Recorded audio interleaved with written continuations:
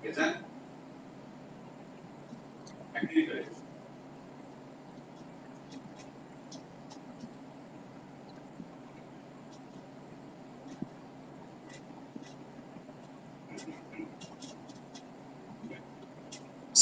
আলাইকুম প্রিয় শিক্ষার্থীবৃন্দ, ফেসবুক লাইভ ক্লাসের আজকে 11তম লেকচারে তোমাদেরকে স্বাগত জানাচ্ছি। সেই সাথে পবিত্র ঈদের শুভেচ্ছা জানিয়ে আজকের ক্লাস শুরু করছি। আমি Mohammad Shahidul Islam Shawon, junior instructor mechanical, Rangpur polytechnic institute. আজকে তোমাদের সামনে যে বিষয়টি নিয়ে কথা বলবো সেটা হলো দশম অধ্যায়ের effect of torsion of solid and হলো শ্যাপ, অর্থাৎ শ্যাফট চ্যাপ্টার নিয়ে কথা বলবো। শ্যাফট চ্যাপ্টারে অলরেডি আমি তাত্ত্বিক অংশ নিয়ে কথা বলছি তোমাদের সাথে ইতিপূর্বে ঈদের আগের লেকচারটাতে। আজকে ম্যাথ সলিউশন নিয়ে কথা বলবো। তো আশা করি তোমরা সাথেই আছো। তোমরা কমেন্টস করবে, কোনো সমস্যা হলে প্রশ্ন করবে। ওয়ান ইয়ারে কিংবা অফ ইয়ারে যে অবস্থায় হোক না কেন তোমাদের প্রশ্নের উত্তর দেওয়ার চেষ্টা করবো ইনশাল্লাহ। তো এক নজরে শুরুতেই দেখার চেষ্টা করি গত ক্লাসে যে বিষয়গুলো শেখানো হয়েছিল, বিভিন্ন ডেরিভেশন গুলো প্রুভ করে দিয়েছিলাম। তো তার মধ্যে একটা অন্যতম ছিল সলিড শ্যাফটের জন্য শিয়ার স্ট্রেস, সলিড শ্যাফটের শিয়ার স্ট্রেস এসএস সমান 16T/πd3। এটা হলো সলিড শ্যাফটের ক্ষেত্রে। এরপরে আছে ফাঁকা শ্যাফটের জন্য 16T/πd⁴ - d⁴। এরপরে ছিল টর্ক ও টুইস্ট কোণের মধ্যে সম্পর্ক theta, angle theta equals to TL/GJ। এখানে থিটাটাকে বলা হয় অ্যাঙ্গেল অফ টুইস্ট অথবা টুইস্ট অ্যাঙ্গেল, অথবা বাংলায় বলে মোচড় কোণ।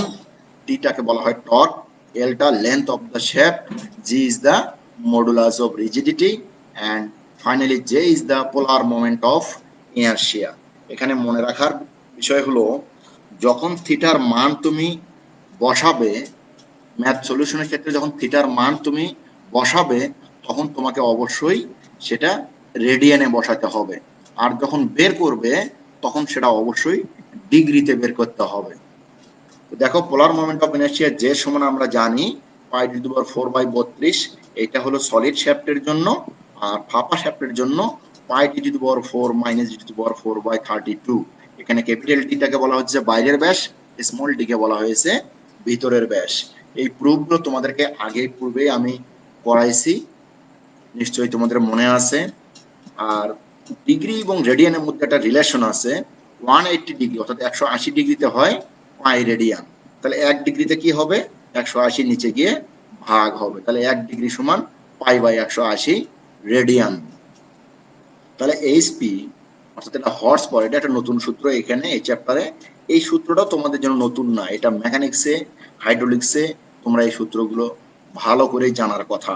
এইচপি হর্স পাওয়ার সমান 2π/NT, এখানে 4500 ব্যবহার করা হয়েছে। যদি আমরা এখানে অনেকগুলো সূত্র আছে, যদিও 2π/NT/4500 আছে, 746 আছে, 75 আছে, 33,000 আছে। তো আমরা শুধু 4500টাই ব্যবহার করতে চাচ্ছি। সেক্ষেত্রে ইউনিটটা হবে এসআই ইউনিট, অর্থাৎ এখানে টর্কটা হবে নিউটন মিটারে আর এনটা হবে আরপিএম এ। বাকি মানগুলো আমরা যদি ওইরকম কেস দ্বারাই আমরা দেখার চেষ্টা করব। আবারও বলতেছি, এখানে হর্স পাওয়ার সমান 2π/NT/4500। এখানে অঙ্কে অনেক সময় হর্স পাওয়ার দেওয়া থাকে, আরপিএম দেওয়া থাকে, সেখান থেকে এই টর্কটা বের করতে হয়। এই টর্কটা এখান থেকে বের করে এই সূত্রগুলোতে এই টর্কের মানটা বসাতে হয়, যার জন্য এই সূত্রটা হেল্পিং হ্যান্ড হিসেবে এখানে প্রয়োজন হয়, ব্যবহার করতে হয়। তো শুরু চলে যাই ম্যাথ সলিউশনে। শুরুতে একটা সহজ ম্যাথ দিয়ে আমরা শুরু করতে চাই। দেখো, একটা সলিড শ্যাফট 100 আরপিএম এ ঘুরে 25 হর্স পাওয়ার সরবরাহ করে, অর্থাৎ এই পাওয়ারটা সে উৎপন্ন করে বা সরবরাহ করে। শিয়ার পীড়নের মান 425 kg/cm² হলে শ্যাফটের ব্যাস নির্ণয় করো। তাহলে শ্যাফটের আরপিএম হলো 100, শ্যাফটের হর্স পাওয়ার হলো 25, আর এখানে শিয়ার পীড়ন দেওয়া আছে 425। চাইছে কি শ্যাফটের ব্যাস, ব্যাস বের করতে বলছে।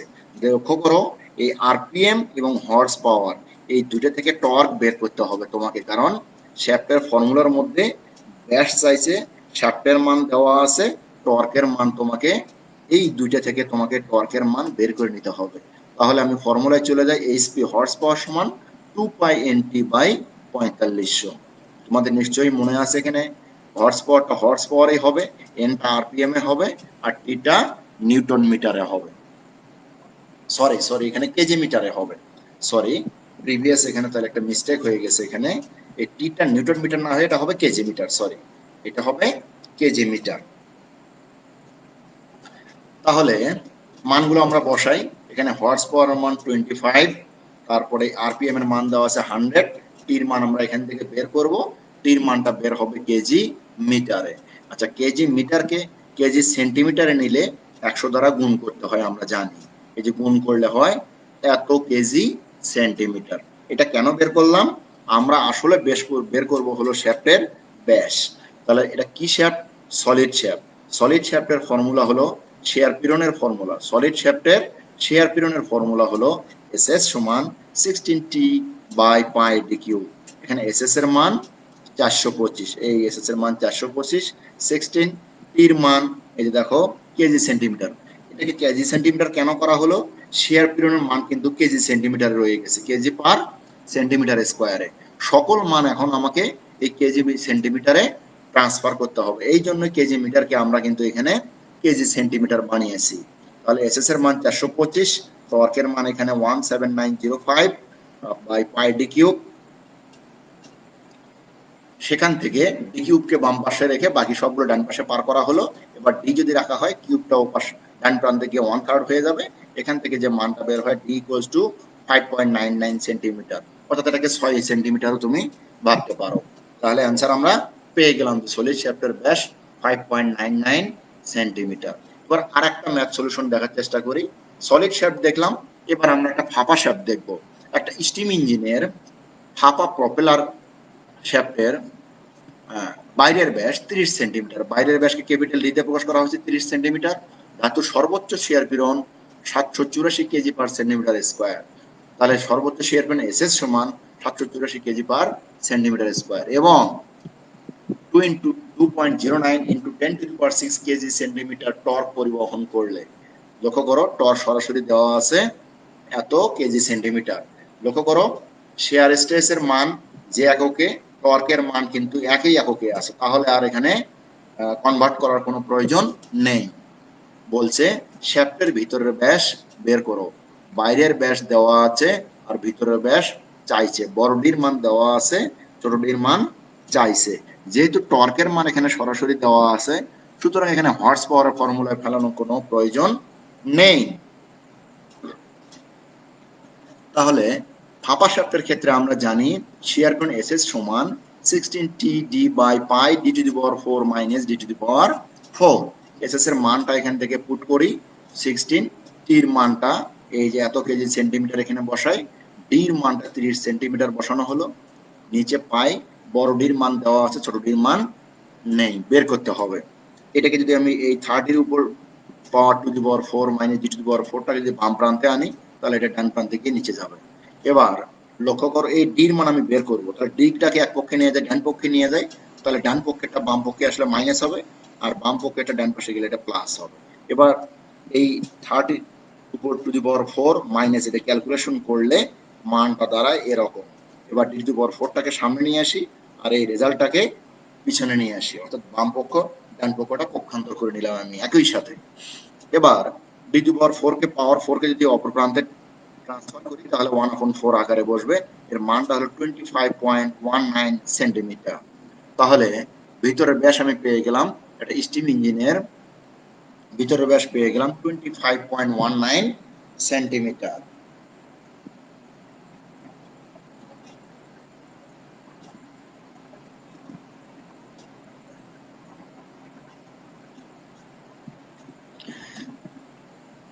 পরে একটা নতুন ম্যাথ দেখার চেষ্টা করি আবার। লক্ষ্য করো একটা শ্যাফট 400 আরপিএম এ ঘুরে 10 হর্স পাওয়ার পরিবহন করে। তাহলে আরপিএম এন এর মান 400, হর্স পাওয়ারের মান 10, শ্যাফটের 2.7 মিটার দৈর্ঘ্যের উপর টুইস্ট কোণ। দৈর্ঘ্য কত? L equals to 2.7 metre. এটাকে সেন্টিমিটারে নেওয়া হয়েছে। কেন নেওয়া হয়েছে একটু পরে বুঝতে পারবা। টুইস্ট কোণ 1 ডিগ্রি, থিটার মান হলো 1 ডিগ্রি। টুইস্ট কোণ বা টুইস্ট অ্যাঙ্গেল এটা 1 ডিগ্রি। থিটার মান আমরা জানি যে থিটার মানটাকে রেডিয়ানে প্রকাশ করতে হবে। তাহলে 1 ডিগ্রি সমান আমরা জানি পাই বাই 180 রেডিয়ান। পাইকে 180 দ্বারা ভাগ করলে পাইয়ের মান তোমার নিশ্চয়ই জানো 3.1417। এই মানকে 180 দ্বারা ভাগ করলে এত রেডিয়ান হবে। বলছে ব্যাস নির্ণয় করো। তাহলে কার মান চাইছে? ডি এর মান চাইছে। ডি এর মান চাইছে। যেহেতু এখানে থিটা আসছে, থিটার ফর্মুলাটাতে জি এর মানের প্রয়োজন হবে।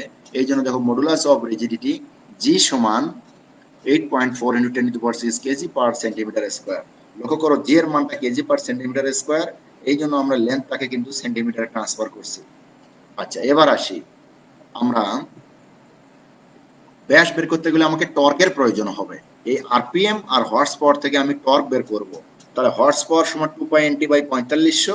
এখানে হর্স পাওয়ারের মান দেওয়া আছে, আরপিএম এর মান দেওয়া আছে, টির মান বের হয়ে যাবে। আমরা জানি যে এখানে টিটা কেজি মিটারে থাকে, তাহলে এই মানটা কেজি মিটার। যেহেতু এখানে কেজি সেন্টিমিটার ব্যবহার করা হয়েছে, যার জন্য এটাকে 100 দিয়ে গুণ করে কেজি সেন্টিমিটার কনভার্ট করা হয়েছে। তাহলে টির মান পাইলাম 1790 কেজি সেন্টিমিটার। এবার আমরা থিটার ফর্মুলায় যাই যদি, তাহলে আমরা জানি theta equals to TL by G J. এবার লক্ষ্য করো আমার ম্যাথে চাইছে কি?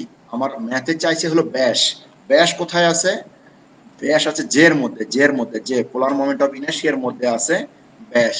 তার মানে আমাকে যা চায় তা বাম পাশে, যা দেওয়া থাকে তার ডান পাশে। এটা আমরা ছোটবেলা থেকে শিখে আসছি।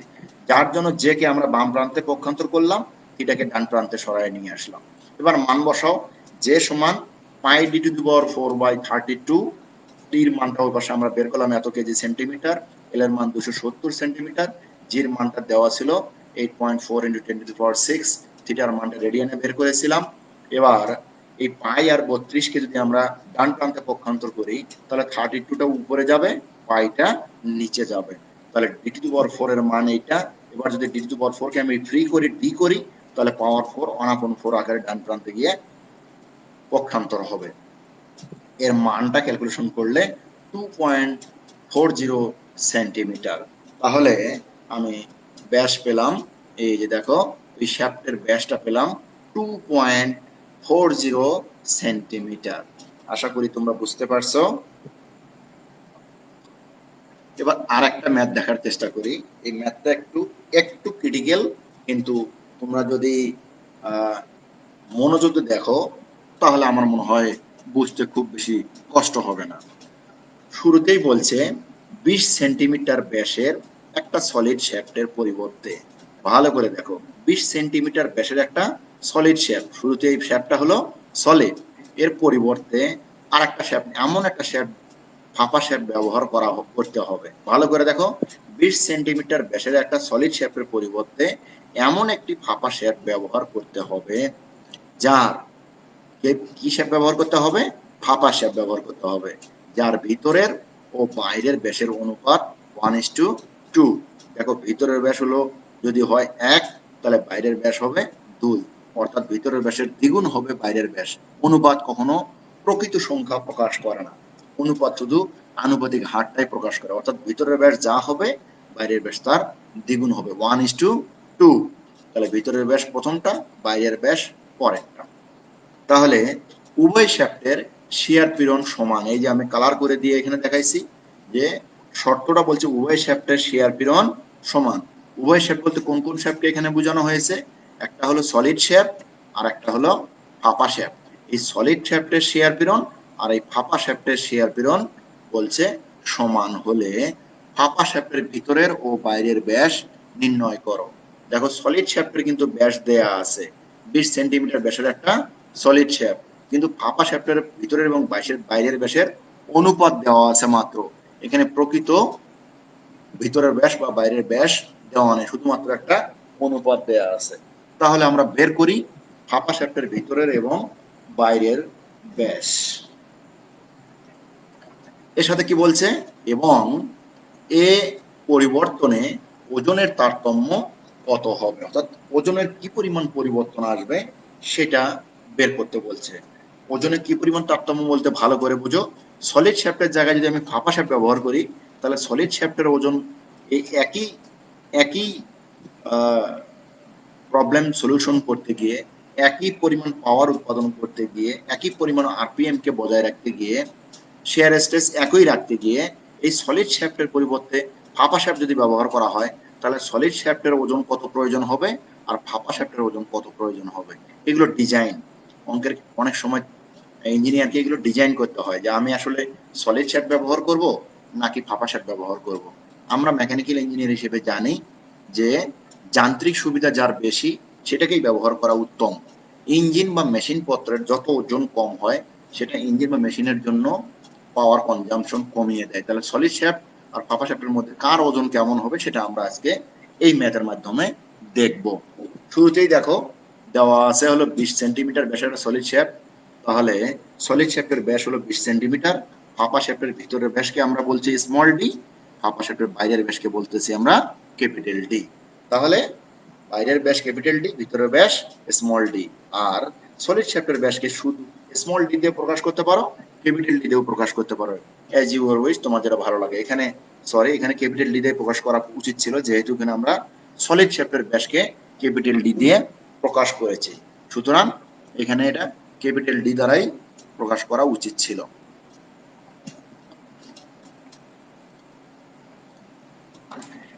আচ্ছা, এটা ক্যাপিটাল ডি একটু তোমরা বুঝে নিও যে এটা ক্যাপিটাল ডির মান সলিড শ্যাফটের ক্ষেত্রে 20 সেন্টিমিটার।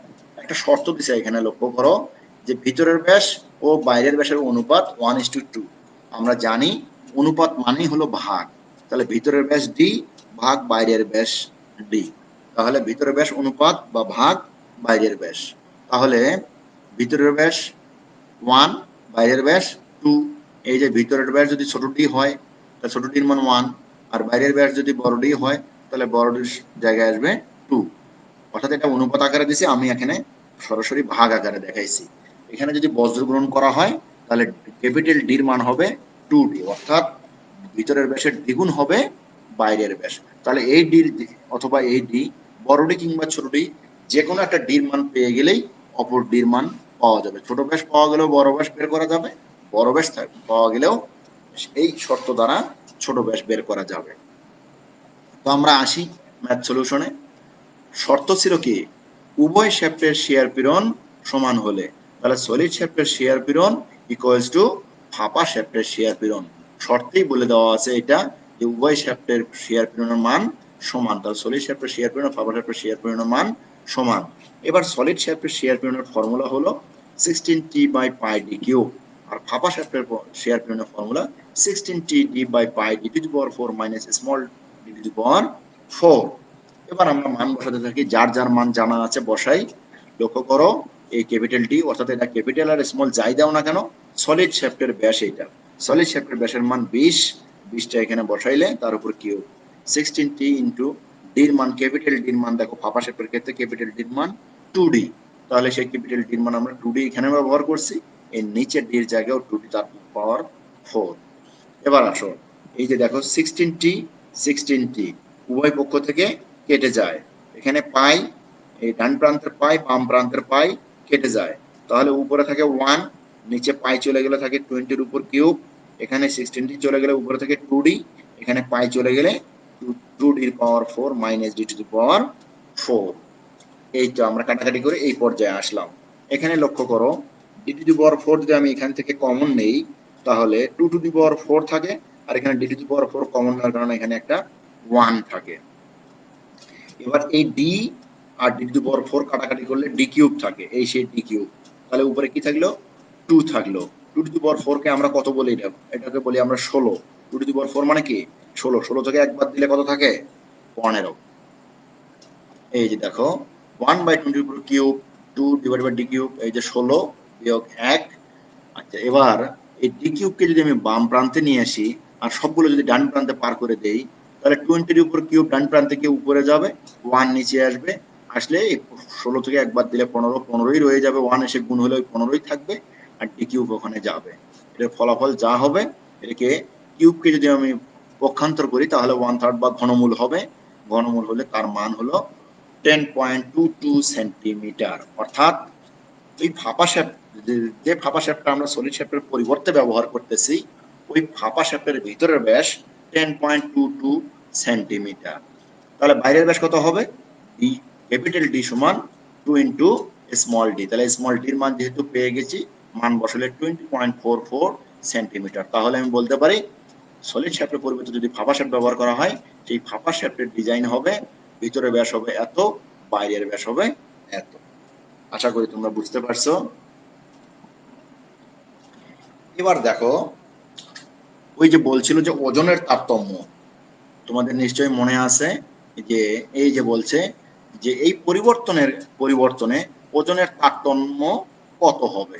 এবার আমরা ওজনের তারতম্য দেখব। এখানে দেখো, শ্যাফটের দৈর্ঘ্য এল, ঘনত্ব রো।